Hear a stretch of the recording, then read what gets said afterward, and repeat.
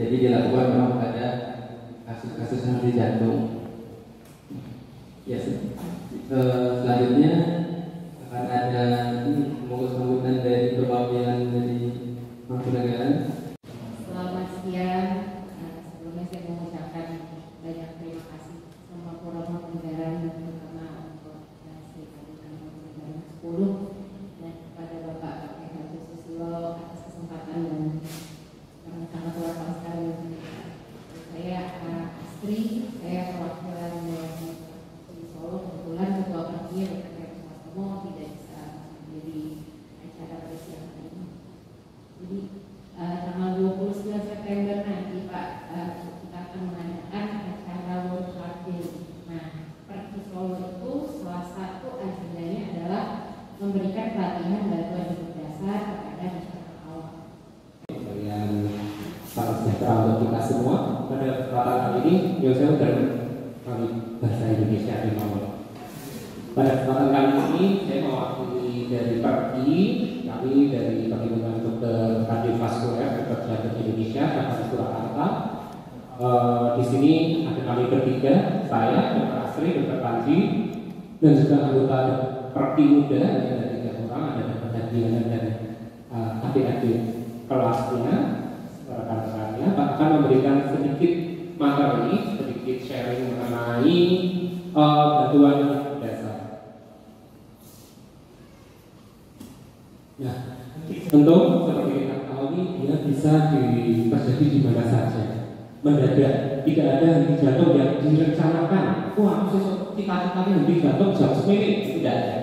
Jadi henti jantung secara mendadak. Ada di mana? Bisa di mana saja. Jadi tiba-tiba dia sehat, tidak ada masalah, tiba-tiba dia kolaps, tidak sadar, dibawa ke rumah sakit sampai 2 tahun itu. Nah, ini penyakit jantung pembuluh darah, sulapnya, merupakan penyebab kematian nomor 1 di dunia. Sampai sekarang kita penyakit jantung pembuluh darah itu masih ranking 1 sebagai penyebab kematian di dunia. Nah, bagaimana untuk mengantisipasi sedini mungkin kita bisa melakukan tata laksana pertolongan pertama terhadap pasien atau seseorang yang melakukan kolaps henti jantung, maka diharapkan angka kematiannya akan semakin menurun. Nanti ada data. Nah, nanti kita akan berharap semua orang bisa dari yang tidak terlatih menjadi terlatih. Nah, kalau yang tidak terlatih dia bisa memberikan kompresi dada, semakin terlatih maka akan menjadi suatu kerjasama tim, menjadi suatu nanti akan menjadi tim SBP yang terorganisasi, sehingga kematian jantung mendadak juga akan semakin diturunkan. Apa yang akan kita lakukan? Ya, pertama adalah kompresi dada, nafas bantuan, dan juga kerjasama tim antar penolong. Jadi penolong tidak bisa hanya sendiri, nanti jadi ada tim, ada beberapa orang. Nah, nanti apa yang akan kita lakukan adalah mencoba hands-on CPR. Jadi nanti kalau kompresi dada itu dia menggunakan CPR, pijat dada, akan dilakukan simulasinya. Nanti juga kalau ada beberapa orang nanti bisa dilakukan. Jadi kalau kita sendirian, tidak ada orang, tidak ada yang lainnya, kita akan melakukan bantuan hidup dasar dengan kompresi dasar. Itu dilakukan sendiri, bisa dengan bantuan nafas atau kita only CPR.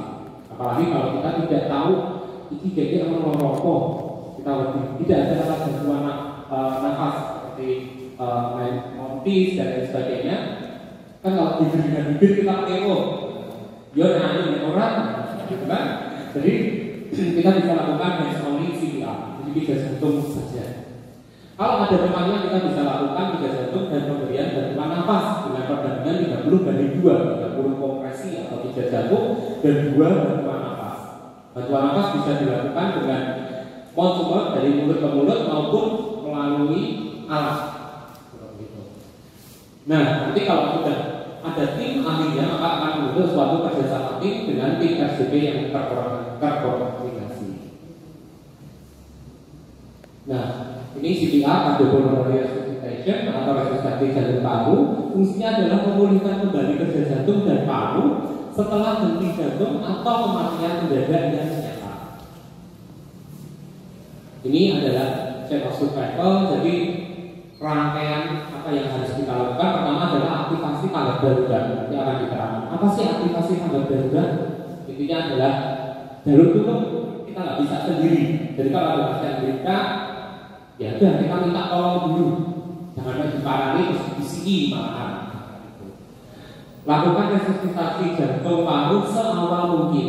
Kedua, kalau ada AED, biasanya kalau di stasiun, di bandara, di terminal yang berbeda sudah ada AED. Dia alat untuk kejut listrik. Nah itu yang dia otomatis. Jadi biasanya kotak itu ada tulisannya AED. Kita nggak tahu AED nanti. Terus bantuan hidup lanjut itu dilakukan oleh ahli dan juga perawatan setelah henti jantung biasanya di rumah sakit dan pemulihan. Ini adalah rangkaian untuk kelangsungan hidup pada pasien henti jantung mendadak. Nah, ini tadi kenapa kita harus segera mungkin melakukan pertolongan pertama pada pasien yang kolaps henti jantung. Berdasarkan data, ya ini datanya dari jurnal American Heart Association Guidelines, ternyata perlambatan BHD 1 menit saja itu kemungkinan berhasilnya 98 dari 100 orang. Semakin kita menunda, jadi betul-betul loh kita tuh kita bisa sisa itu lambat 3 menit 50%-nya yang selamat, hanya 50 dari 100 orang yang selamat. 10 menit cukup boleh ke mobil pasien ini diberhenti, tidak dilakukan apa-apa, 10 menit terlambat hanya 1 dari 100 orang yang bisa selamat. Nah, itu mengapa pentingnya kita masyarakat juga paham bagaimana tata laksana atau melakukan apa ketika mendapatkan seseorang menderita jantung henti jantung.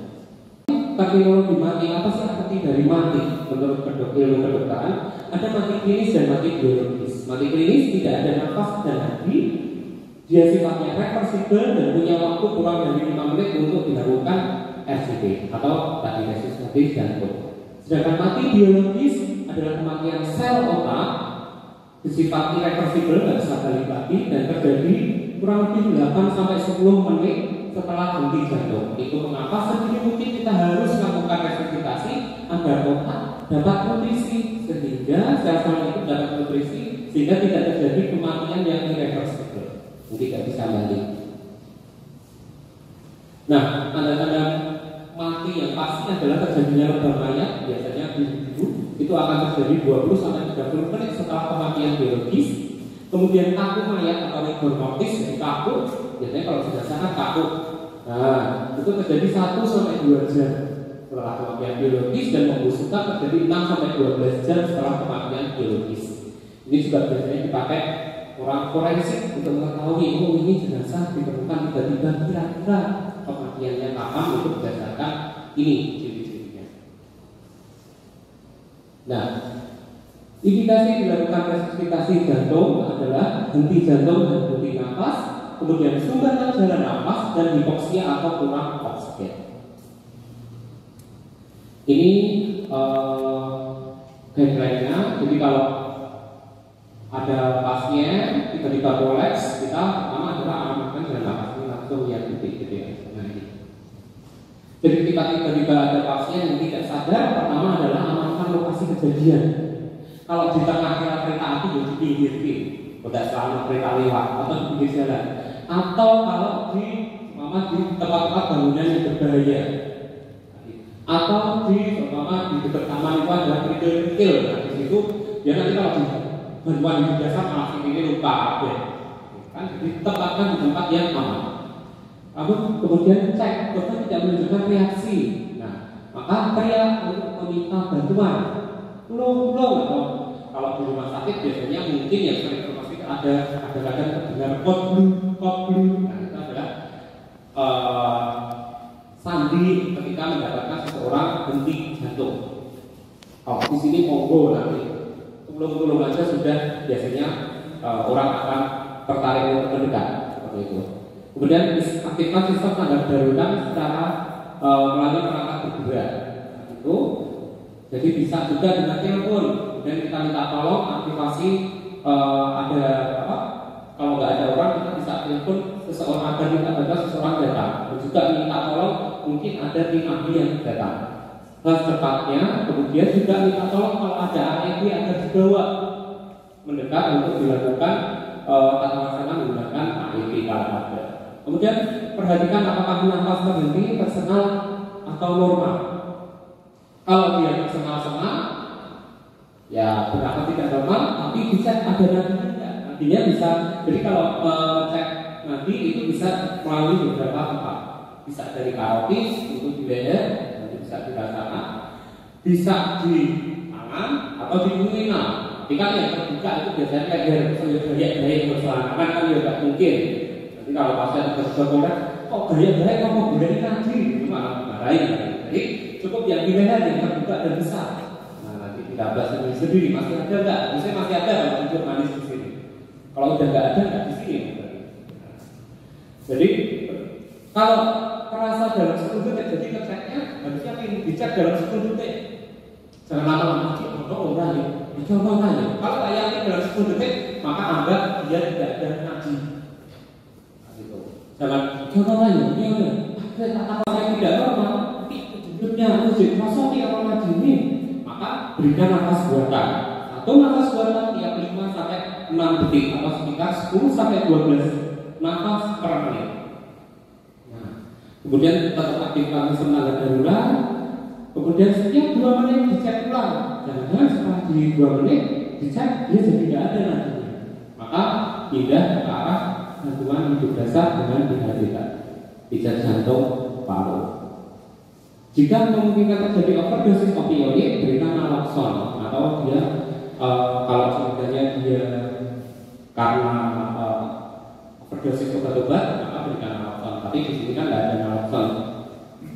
Kalau bernafas normal ada denyut, bahwa ini semakin tak berarti mau saja rusak tambah salah. Nah, maka pantau menggunakan tenaga medis terapi data. Jadi kalau dicek karena ini uang bergali silatik, jadi aman. Kita amankan saja. Mungkin dia kurang sarapan. Nah, ini kalau CPR tadi mulai siklus 30 kompresi dan 2 nafas buatan atau gunakan AED. Kalau AED nanti dia akan bilang alatnya itu pijat jantung gitu. Terus ada iramanya tip itu adalah instruksi kita untuk pijat jantung. Tapi kalau enggak ya ada itu ya gunakan siklus 30 kompresi kita atur sendiri 30 itu 30 berhenti nanti berikan bantuan nafas disebut.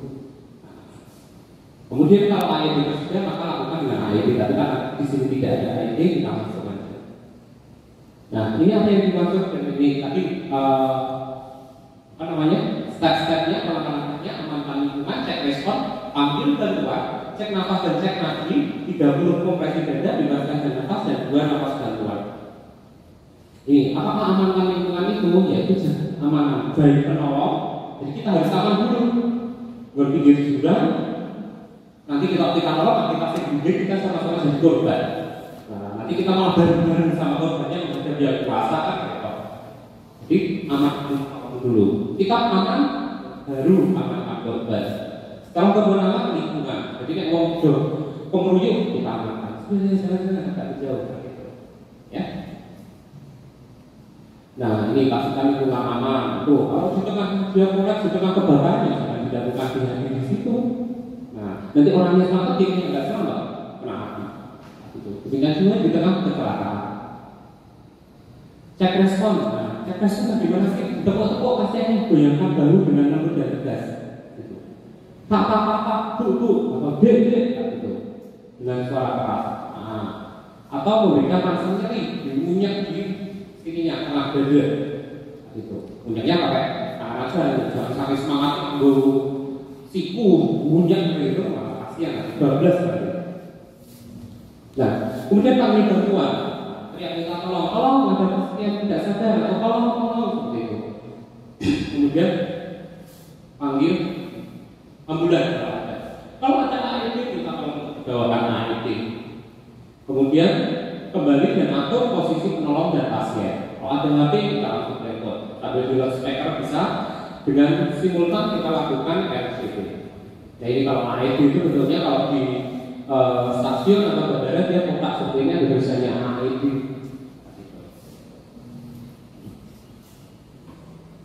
Cek nafas adalah bentuk lihat, bisa mendengarkan dan rasakan.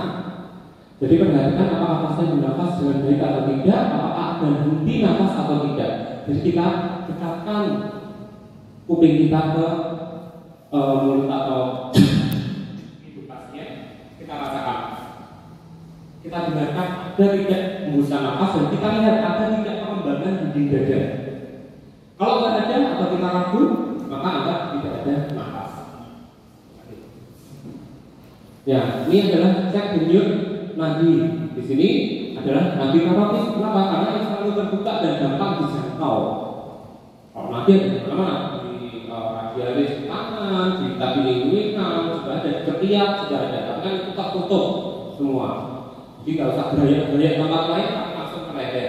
Nah, itu dia ceknya di sini di samping leher. Di sini ada jatuh, ada kalau lateral atau sampingnya nanti ada ditekan, nanti akan terasa seperti itu. Nanti bisa dicek sendiri atau cek temannya sebelahnya boleh. Nah, cek nadi karotis dalam waktu kurang dari 10 detik. Tidak ada nadi, pak kompresi. Ada nadi, cek nafas, tidak ada nafas beri. Ada nadi, tapi cek nafasnya dia nafasnya tadi tersengal-sengal atau tidak ada nafas, maka beri ventilasi atau bantuan nafas 10-12 kali per menit. Nah ini ada 30 kompresi dada dan akan ditunjukkan. Bagaimana cara kompresi dada yang benar?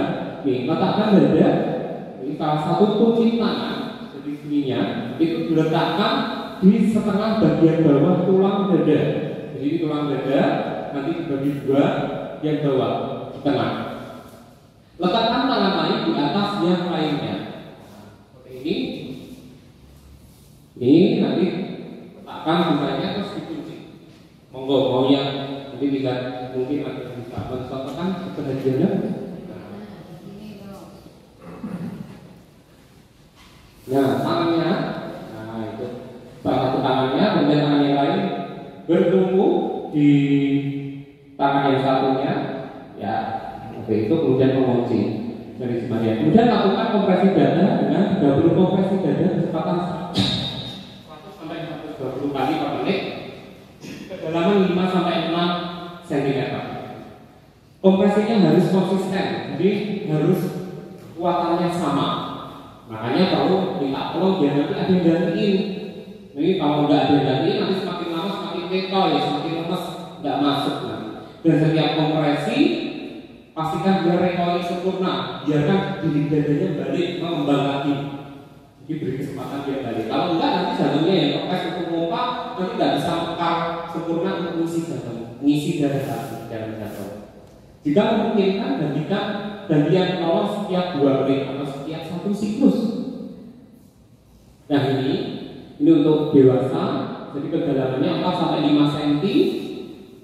Dia ini tegak lurus. Tidak lurus terhadap dinding dada korban, kemudian letakkan kunci seperti ini ya. Jadi ini tulang dada setengahnya ke bawah, kita di sini seperti itu. Kompresi dada yang efektif itu seperti apa sih? Tekanan dengan kecepatannya 100 sampai 120 kali per menit. Kedalamannya sekitar 5 cm. Kemudian dia harus ada fase recoil sempurna atau kembang lagi di dadanya. Jadi jangan sampai dia belum kembang balik, kita sudah tekan lagi. Itu. Perbandingan kompresi dada dan bantuan nafas, jadi 30 kali kita mijat jantung, kemudian 2 kali kita berikan bantuan nafas. Kemudian pastikan leadership dan teamwork menjamin kompresi dan ventilasi yang optimal. Jadi kita harus kerjasama tim. Jangan takut nanti kalau ada retak-retak, wajar. Biasanya kita kalau RJP kadang-kadang ada yang sedikit retak-retak atau patah gitu. Tapi nggak tahu daripada dia mati. Bebaskan jalan nafas. Nah, ini adalah cara kita membebaskan jalan nafas dengan teknik breathing. Penagangan kepala, angkat dagu. Ini dilakukan kalau kita tidak ada kecurigaan terjadinya patah tulang leher. Jadi kalau tiba-tiba kita dapat pasien tidak sadar karena jatuh, ya jangan dilakukan heading sini, jadi jatuh dari ketinggian. Karena takut sininya patah tulang lehernya. Atau kecelakaan lalu lintas terus di depan sana ada kecelakaan, wah tahu sinau BHD lakukan pertolongan guru-guru diangkat, ternyata sini patah. Sukses kita mengatakan dia menghadap yang kuasa. Nah, kalau kita curiganya ada patah tulang leher, bagaimana cara membebaskan jalan nafas dengan jauh keras? Nanti akan diajarin juga gimana sih caranya yang jauh keras dan teknik heading tinggi dengan manakin. Soalnya nanti kalau pakai manusia hidup, botak nanti kasihan. Nah, jauh keras itu manuver mendorong paha. Ini dilakukan pada kondisi pasien-pasien yang dicurigai dia terdapat cedera di tulang belakang maksud tulang leher. Ini nafas bantuan, berikan 2 kali nafas buatan 1 kali per detik dengan volume cukup dan tidak ada celah udara yang keluar. Jadi harus rapat. Nah, jadi setelah 30 kali kompresi dada dengan jalan nafas dengan teknik angkat dan juga dengan gerakan kepala, kita lakukan teknik bantuan nafas. Volumenya cukup dan bagaimana cara kita mengetahui volume cukup? Dilihat dadanya mengembang atau tidak. Nah, gitu. Hindari pemberian nafas bantuan nafas yang terlalu cepat dan berlebihan karena akan memberikan trauma atau kerusakan pada paru-parunya. Ini dengan alat, jadi sekarang dihindarkan mulut ke mulut karena takutnya ada penularan gitu. Tapi dan menghindari terjadinya batin, itu dan bapak. Yuk, semangat ngomong, padahal tadi ada nafas dan ada nadi. Aku pokoknya beri bantuan nafas. Nah, itu juga kalau mungkin lihat di TV atau di rumah sakit menggunakan ambulan dan nafas seperti itu. Kita tahu ada.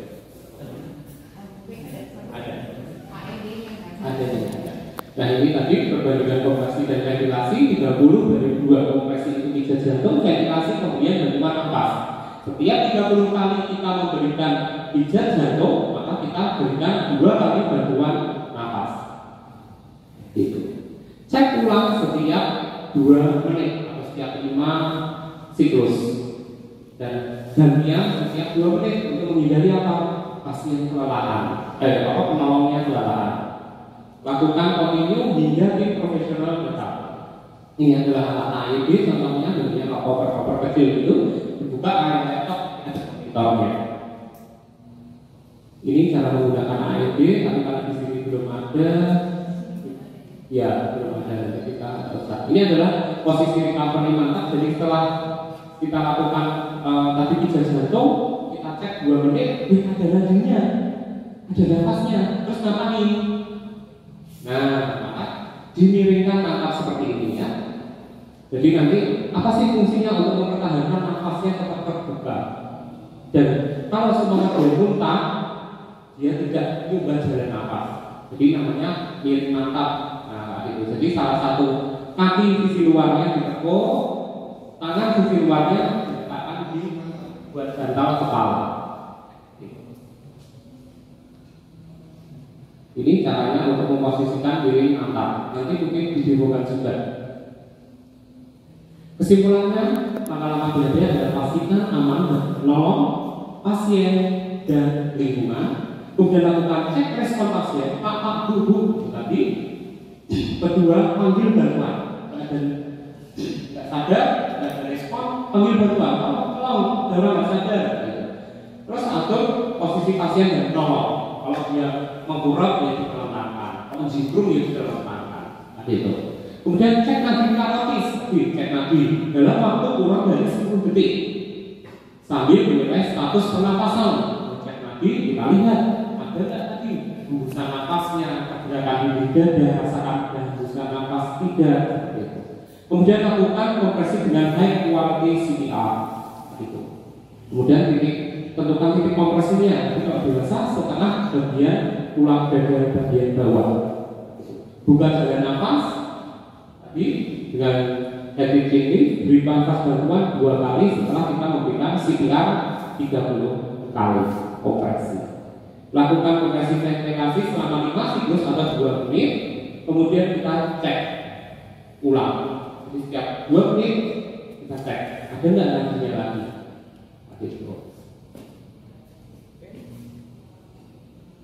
Ini kapan RGP itu dihentikan? Terus bolak-balik orang balik-balik ngaji ini naik mesti.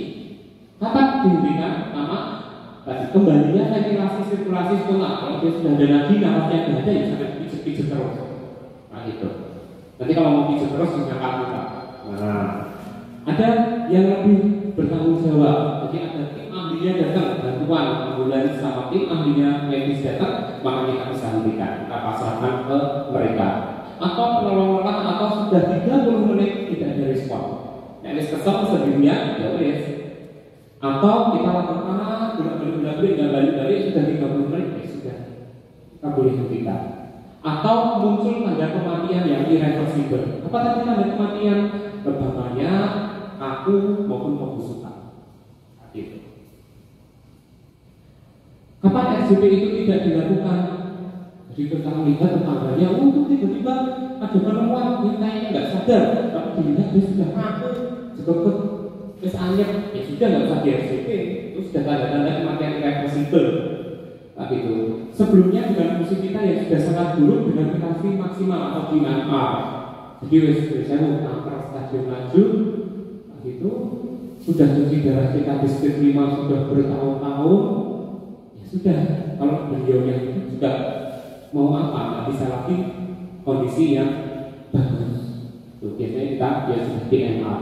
Kemudian bila menolong korban akan membahagiakan penolong. Jadi kalau kita bahagia, sudah kita nggak perlu untuk dilakukan RGP. Jadi setelah lalu lintas yang padam, kalau saya merasa sadar, pokoknya aku kudu nulungi, tak berhasil. Demikian dari saya. Nanti terima kasih atas perhatiannya. Nanti akan disambung dengan simulasi. Kita akan melihat bagaimana cara respirasi jantung paru yang baik dan benar termasuk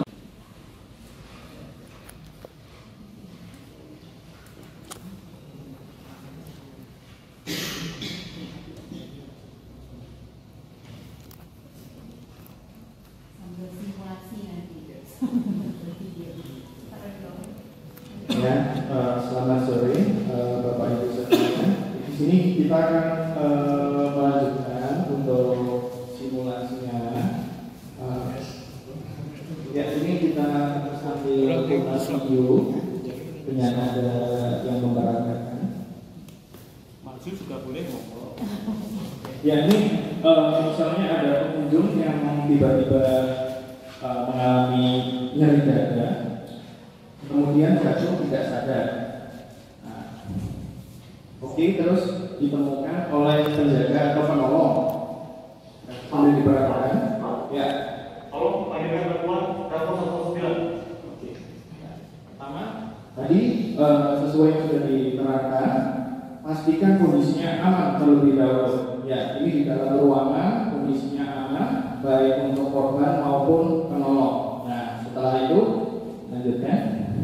1, 2, 3, 4, Ya, kita pastikan kesadarannya. Sadaran. Nah, itu bisa dipanggil dengan menepuk. Kemudian juga bisa dilakukan rangsang nyeri dengan ditekan di bagian tulang dada menggunakan tangan, ya, dikepalkan. Nah, kalau tidak direspon, ya, dilanjutkan.